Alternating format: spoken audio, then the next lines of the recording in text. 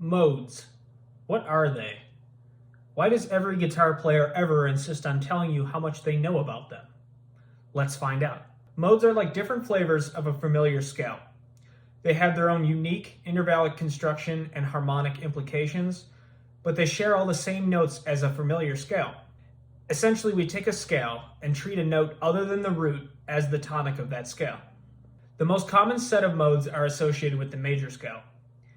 If you were to play all the white keys on the piano from C to the next C, you would produce a C major scale. Modes are what happen if you take all those same notes but start the scale in a different place. For example, you play from D to the next D, or from G to the next G. Each of these major scale subsets make up the modes of the major scale. Still working with all the white keys here, if you play C up to C, you get the ionian, or major mode. Starting on D, or the second scale degree, will give you dorian mode. Starting on E, or the third scale degree, will give you the E phrygian mode. Starting on F, or the fourth scale degree, will give you F lydian mode. Starting on G, or the fifth scale degree, will give you G mixolydian mode. Starting on A, or the sixth scale degree, will give you A aeolian mode.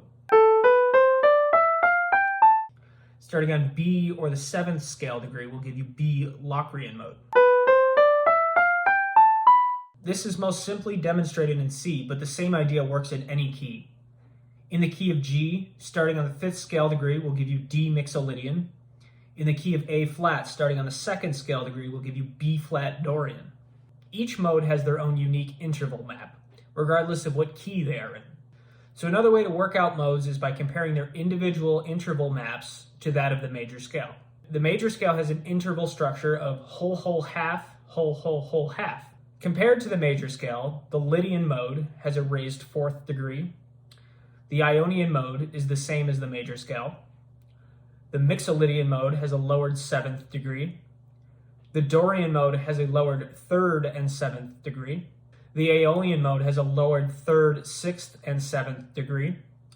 The Phrygian mode has a lowered second, third, sixth, and seventh degree. The Locrian mode has a lowered second, third, fifth, sixth, and seventh degree. This chart will show how the intervals of each mode relate to each other.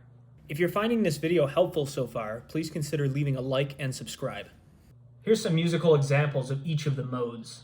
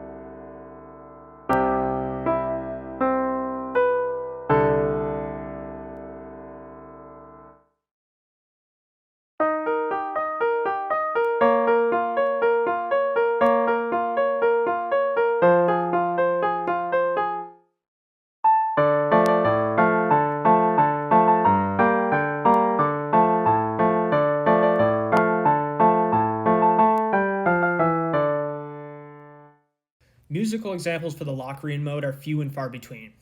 This is because composers tend to avoid it. The reason they do that is because the tonic chord of the Locrian mode is a diminished chord. There's no perfect fifth, it's a tritone instead. This makes creating the feeling of tension and release that most music relies upon very difficult. There are examples of composers using it. Stravinsky does it, and there's plenty of metal music that does it, but it doesn't sit in this mode for very long. It'll switch into it for a second and then get out of it, or it'll use it for a riff and then it'll get out of it. If you happen to know of any music that is written exclusively in the Locrian mode, please leave it down in the comments. Mode mixture is a common compositional technique when a piece of music borrows chords from another mode. This is most common in the major and minor modes, borrowing from the parallel major and minor modes. An example from popular music is Death Cab for Cutie, Follow You Into the Dark. The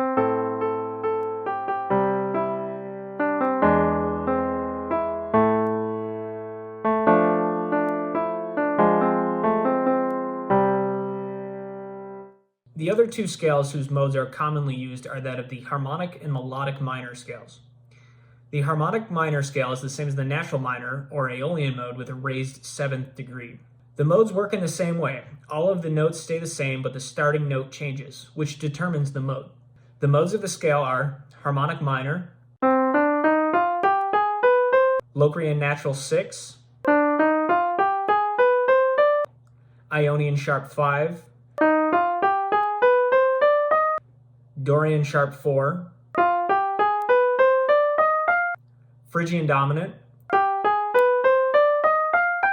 lydian sharp 2,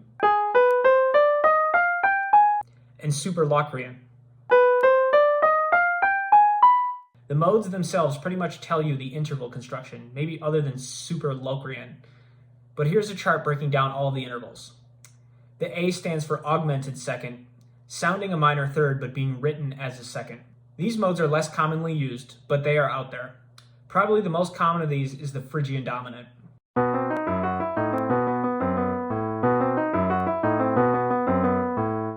The melodic minor is the same as a harmonic minor scale, but the 6th degree is also raised. The modes of this scale are melodic minor, dorian flat 2, lydian augmented, lydian dominant, mixolydian flat 6,